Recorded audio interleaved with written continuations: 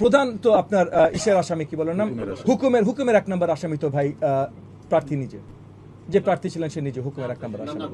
হ্যাঁ, মামুনুল হক।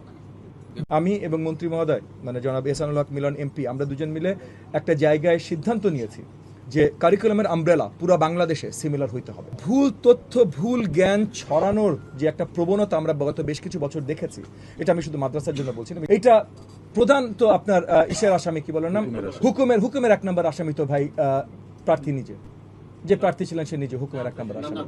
হ্যাঁ, মামুনুল হক।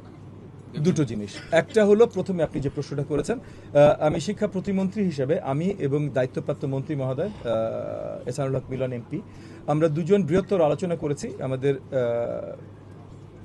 তিনজন যে সচিব আছেন স্পেশালি মাদ্রাসা এবং টিভিইটি এডুকেশন মানে ভোকেশনাল এডুকেশন যিনি সচিব আছেন ওনাদেরকে নিয়ে বৃহত্তর আলোচনা করেছি যে আমরা একই ধরনের কারিকুলামের আন্ডারে মানে পার্থক্য থাকবে, কমি মাদ্রাসা কিছু ডিফারেন্স থাকবে, আলেয়া মাদ্রাসা কিছু ডিফারেন্স থাকবে, বাংলা মিডিয়াম কিছু ডিফারেন্স থাকবে, ইংলিশ মিডিয়াম কিছু ডিফারেন্স থাকবে, বাট ওভারঅল যে কারিকুলামের চাদর এইটা যেন সিমিলার হয় সব জায়গায়, সেটার জন্য আগামী বেশ কিছুদিন আমরা কাজ করব। এবং আমি আপনাদেরকে এশিওর করছি, কারণ আমি এবং মন্ত্রী মহোদয় মানে জনাব এহসানুল হক মিলন এমপি আমরা দুজন মিলে একটা জায়গায় সিদ্ধান্ত নিয়েছি যে কারিকুলামের আমব্রেলা পুরো বাংলাদেশে সিমিলার হইতে হবে।